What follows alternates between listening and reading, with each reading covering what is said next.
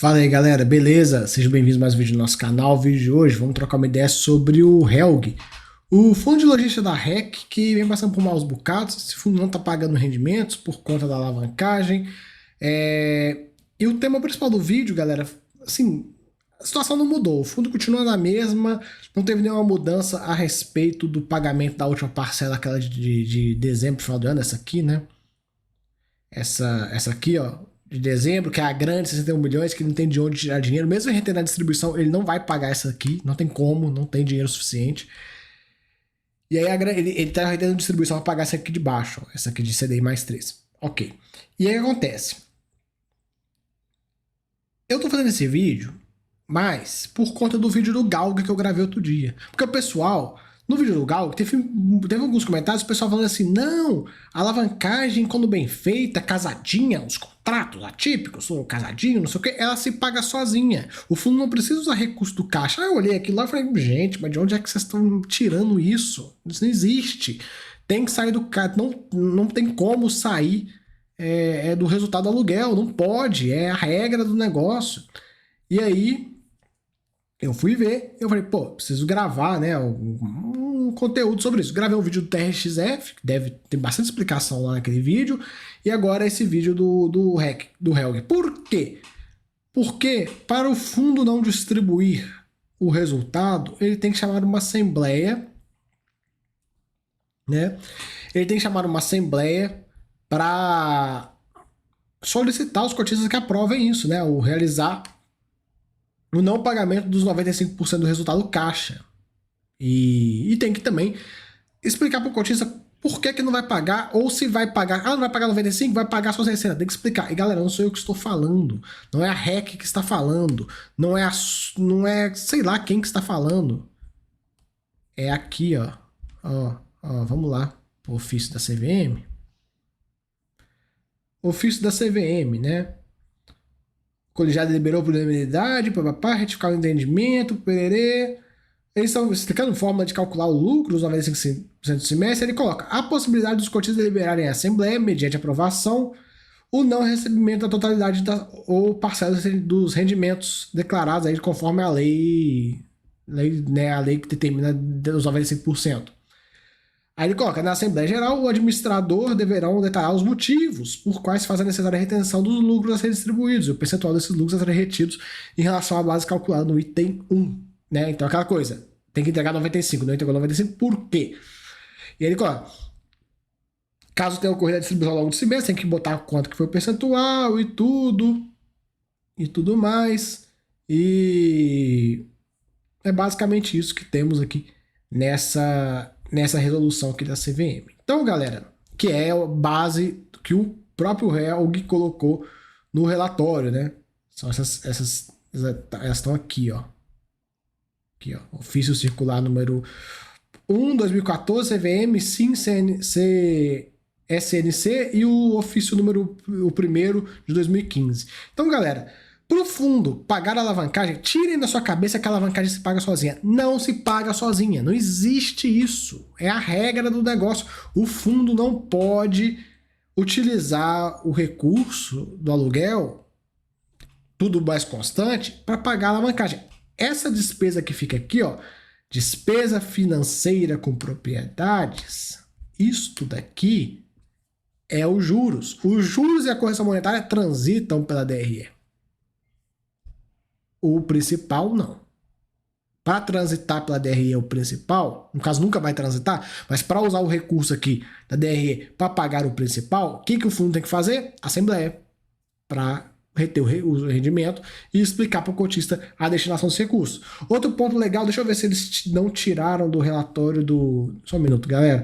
Deixa eu ver se eles não tiraram do relatório do RECT. Deixa eu só abrir aqui. O relatório do RECT tem uma explicação legal também sobre isso. E assim, galera, a gente tem que entender, né? Vocês têm que entender essas coisas, porque às vezes você vai ficar nessa de, não, é tudo casadinho, não sei o quê. O que é casadinho é os juros e a correção. A amortização, não. Então, olha aqui, ó, vamos lá. Aqui eles explicam, bem legal essa explicação que a REC deu. Por mais que vocês sabem que eu critico vários pontos da REC e tal, mas eles explicaram bem certinho como é que funciona a parada, né? Então ele coloca, fala sobre o passivo e tal, e o saldo das obrigações pode ser dividido em 3 grupos. Vamos lá, 3 grupos. O principal, que representa o valor original da obrigação, reduzido das amortizações já realizadas. Resumindo, fiz uma dívida de 100 milhões para comprar um prédio. Os 100 milhões é o principal. Ah, mas tinha carência nessa dívida e aí a inflação fez essa dívida virar 110 milhões. Esses 10 milhões é correção. Beleza. Correção monetária acumulada e juros acumulados. Aí ele explica. A tabela abaixo demonstra o passivo do fundo nessas 3 categorias, usando o RECT de exemplo.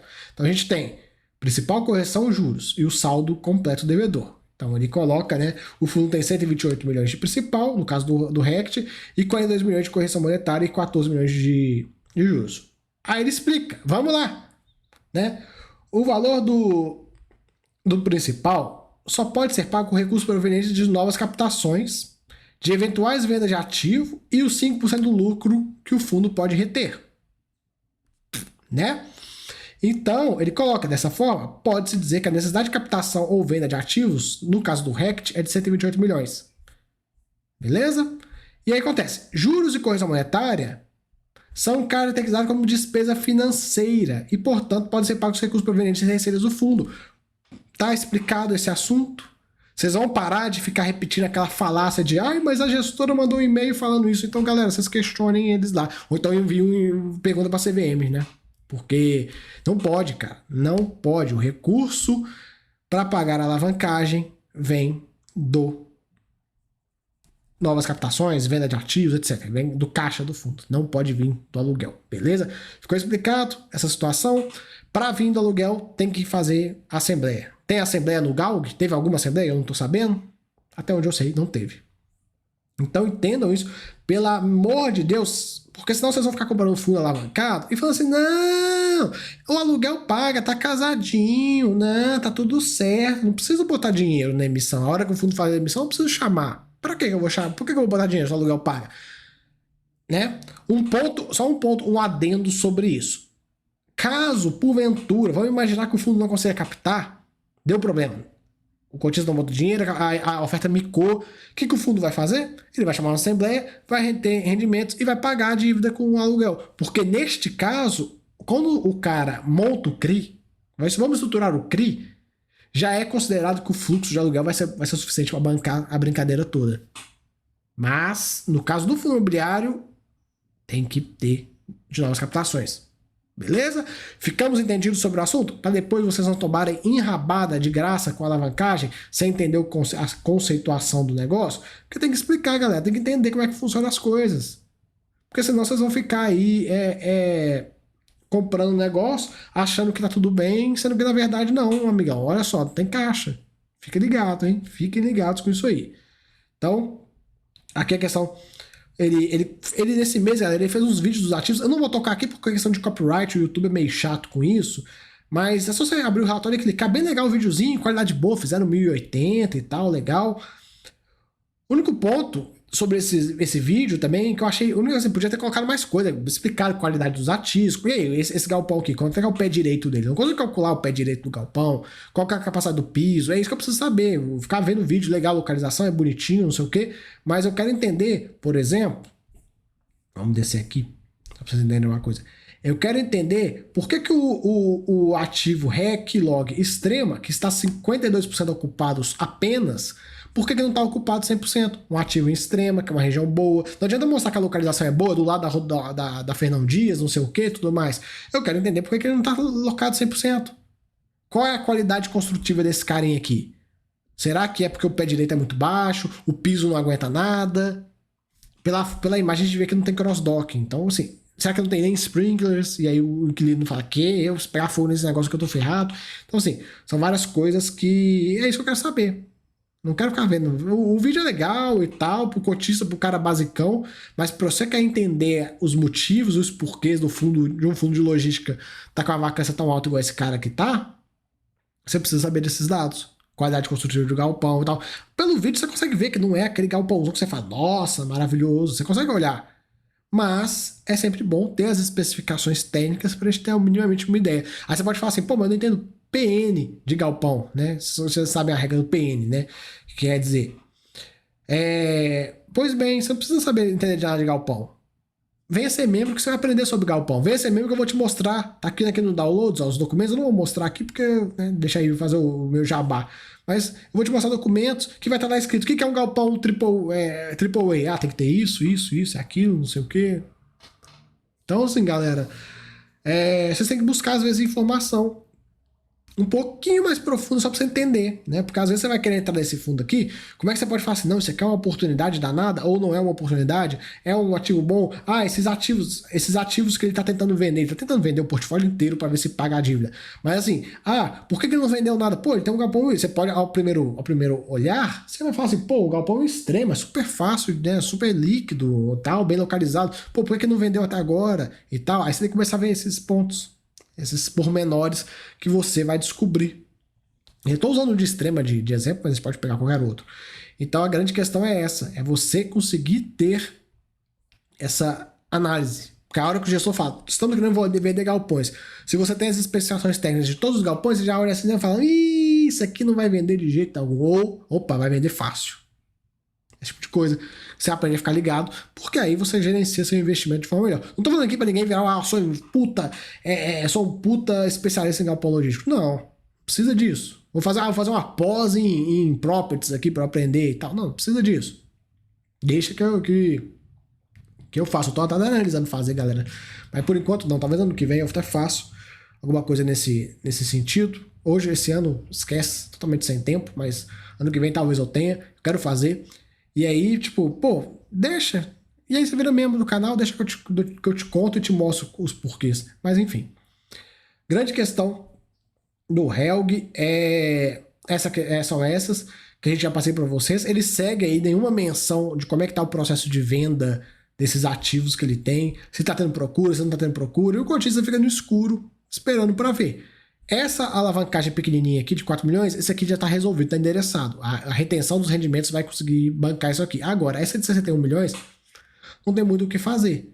Porque, galera, a receita desse fundo,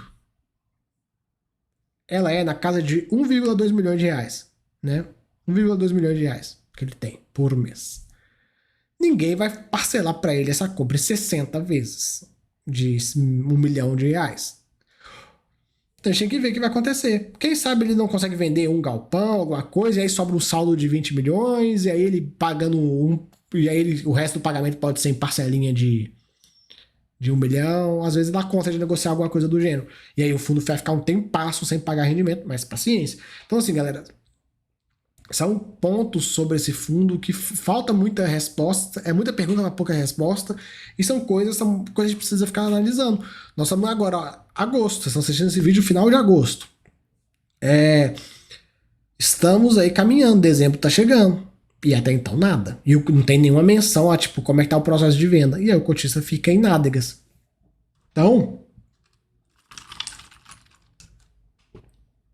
vamos ver o que vai virar a situação do Helg.